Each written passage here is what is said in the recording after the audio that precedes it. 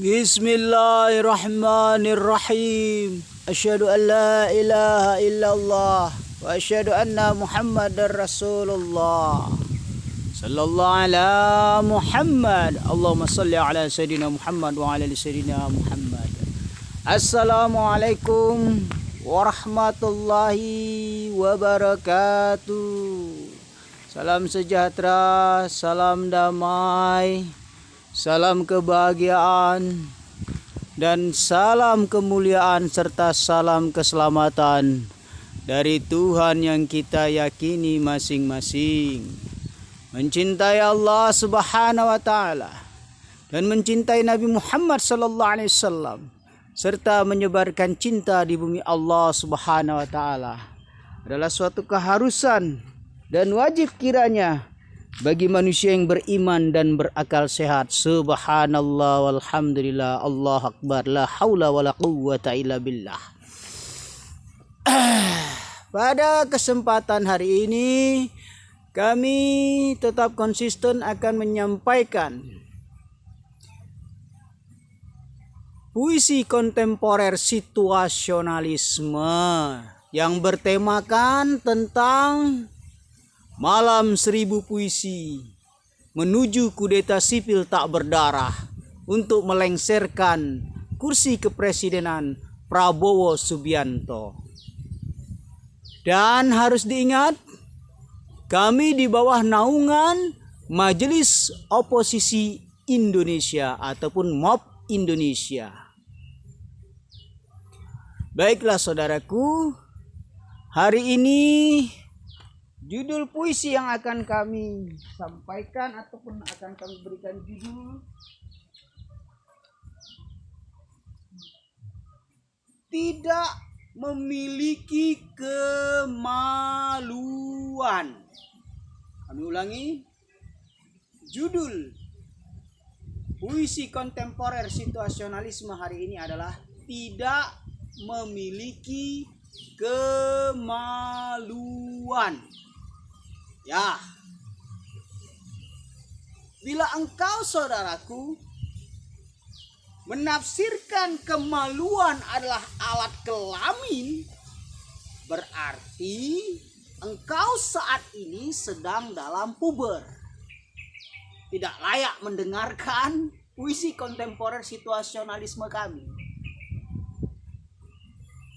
Akar kata, dasar kata kemaluan adalah malu. Diawali dengan ke, diakhiri dengan an. Jadinya kemaluan. Menurut ajaran situasionalisme, kemaluan ditafsirkan ruh dari rasa malu itu sendiri. Nah, jika seseorang tidak memiliki kemaluan, maka ruh dari rasa malunya itu sudah hilang. Artinya, dia seperti mayat berjalan, mayat yang letoy, kalau orang Sumatera bilang, orang Medan khususnya. Jadi, kami berani mengatakan presiden yang berkuasa saat ini, saat sekarang ini adalah manusia yang tidak memiliki kemaluan. Kemaluan. Ya, itu. Mengapa? Sederhana. Sudah jelas. Si kodok tua itu, kami bilang kodok tua, si kodok tua itu sudah terang-terangan track recordnya adalah manipulator, ya. Bahkan tidak segan-segan bermain zigzag, tanda petik, sedikit menghalalkan segala cara.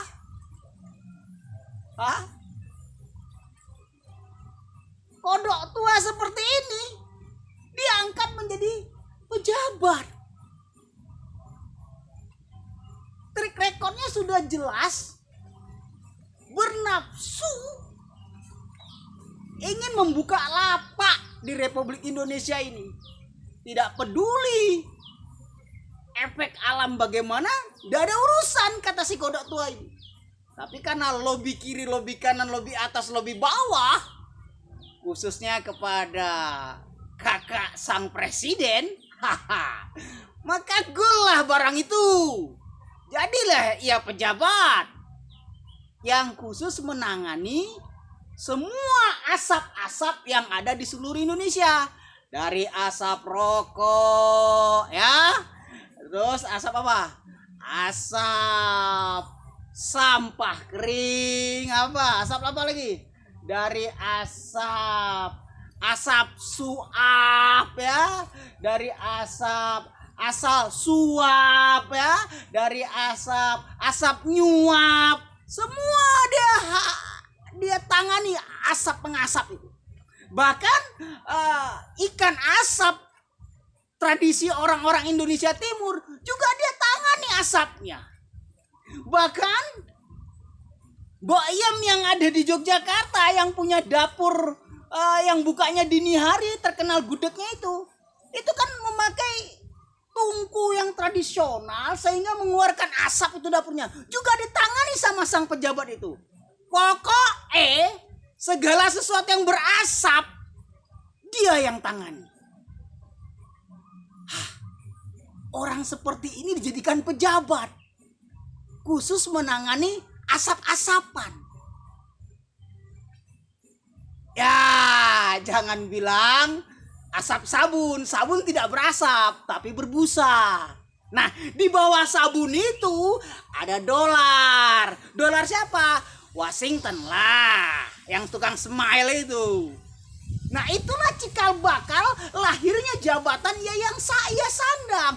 Aku tidak mengatakan kolusi, korupsi, nepotisme, ya, tidak. Jangan ditafsirkan seperti itu. Bisa jadi sang presiden mendapat wangsit sebelum mengangkatnya menjadi pejabat menangani asap-asapan. Bisa jadi. Jadinya bisa. Bisa jadi, jadinya bisa, ya seperti itulah.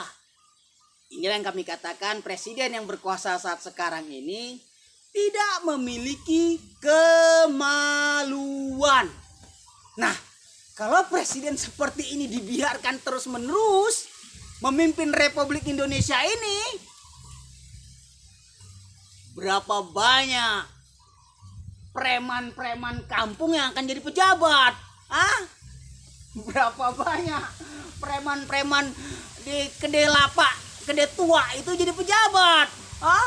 Berapa banyak tukang-tukang parkir, ya, yang akan jadi pejabat juga? Karena apa? Karena presiden kita tidak memiliki kemaluan. Ini menyedihkan. Jika kemaluan saja tidak punya, lantas bagaimana bisa memimpin Republik Indonesia ini dengan baik dan benar? Angin berhembus kencang. Kuharap bendera merah putih tidak jatuh lagi. Jangan kau bilang aku sengaja merekayasa meletakkan bendera merah putih di sudut bambu yang kalau diterpa angin nanti bisa jatuh. Jangan bilang begitu. Jangan membuat intrik politik seperti itu. Jangan fitnah politik seperti itu. Aku bukan pecundang politik, wahai sang presiden yang tidak memiliki kemaluan. Tapi sebagai lelaki sejati, aku akan mengatakan apa adanya. Aku senang bertarung denganmu, wahai sang presiden, karena levelmu jenderal. Jenderal yang tidak memiliki kemaluan. Jangan tersinggung. Kalau kalian menafsirkan kemaluan itu kelamin, berarti kalian tidak layak mendengarkan video ini. Tadi sudah aku jelaskan dari awal. Jangan menafsirkan yang aneh-aneh. Kan sudah aku bilang, awalan kata dasarnya malu, diakhirkan dengan an. Jadi tidak ada yang tabu dalam hal ini. Janganlah pojokkan aku. Apa kata dunia? Bicara kemaluan saja dibredel, bicara kemaluan saja tersinggung. Kan presiden kita sebenarnya memiliki kemaluan, punya kelamin. Jadi nggak usah tersinggung lah. Dan yang nggak punya kelamin di Indonesia ya jangan tersinggung lah. Itu kan hak-hak kalian yang sudah mengkebiri kelamin kalian. Kenapa harus menyimpang ke sana? Mari kita kembali kepada topik pembicaraan kita. Wahai sang presiden yang tidak memiliki kemaluan, mau berapa banyak lagi orang-orang tidak jelas yang akan engkau promosikan di jaringan engkau menjadi pejabat? Hah? Mau berapa banyak lagi manusia yang otaknya bagaimana mencuri uang rakyat, padahal itu hutang negara, yang bayar hutang negara rakyat, yang menikmati hutang negara para pejabat koruptor. Aku tidak mengatakan semua pejabat koruptor, jangan tersinggung juga. Yang bersih tetaplah bersih, yang kotor tetaplah kotor. Wala talbisul haq bil batil. Jangan kau campur adukan antara yang hak dan batil. Kita respect, kita hormati. Justru kami membuat video seperti ini untuk menjaga orang-orang bersih agar tidak terkontaminasi dengan orang-orang kotor. Jangan selalu memberi tempat orang-orang kotor, wahai presiden yang tidak memiliki kemaluan. Berikanlah orang-orang bersih untuk menjabat. Jadi kami pun bersih, enak melihatnya. Kalau kau dudukan orang-orang kotor jadi pejabat, mata ini sakit melihatnya.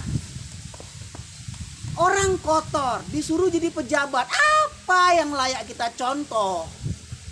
Inilah yang kami katakan, presiden yang berkuasa saat sekarang ini tidak memiliki kemaluan. Angin berhembus lagi. Aku tidak mau menafsirkan angin ini marah kepadaku. Tetapi aku sedikit waspada, berbicara dan waspada. Mata kadang melihat ke kamera, tapi kadang melihat ke bendera. Aku takut bendera merah putih roboh lagi seperti kemarin. Aku tidak ingin merah putih itu jatuh lagi. Karena bagaimanapun aku rakyat Indonesia. Aku cinta NKRI. Aku tidak ingin NKRI tercabik-cabik. Aku tidak ingin merah putih jatuh berulang kali. Hanya karena seorang presiden yang tidak memiliki kemaluan.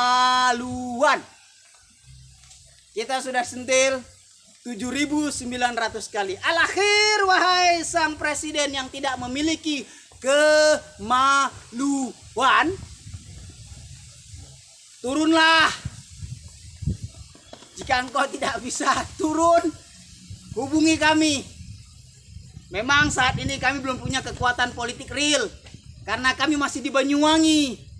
Tapi jika Allah sudah menghendaki, insya Allah waridallah biiznillah, jika kami sudah di Yogyakarta, kami akan bersama teman-teman kami di Yogyakarta mendeklarasikan Majelis Oposisi Indonesia untuk melengsarkan kursi kepresidenan penguasa yang tidak memiliki kemaluan yang berkuasa saat ini.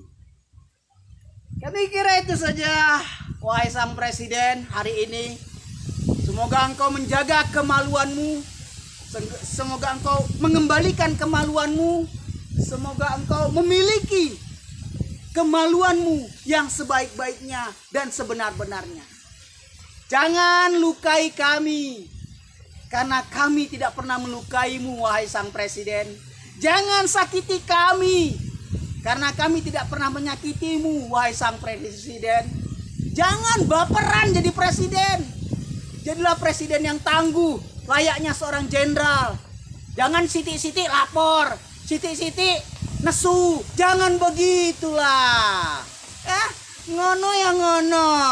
Mbok aja ngono to. Sama rakyat dewe kok celatak tutuan isen to. Barakallah. Alhamdulillahirabbil alamin. Untuk sekelas presiden, kami berharap sedekah anak yatim 10.000 orang. Dan untuk saudara-saudara yang mendengar video ini, silakan sedekah anak yatim seikhlasnya yang ada di sekitar tempat tinggal Anda. Insya Allah waridallah, rezeki Anda dilipat gandakan oleh Allah dan Anda diselamatkan lahir batin bersama keluarga Anda.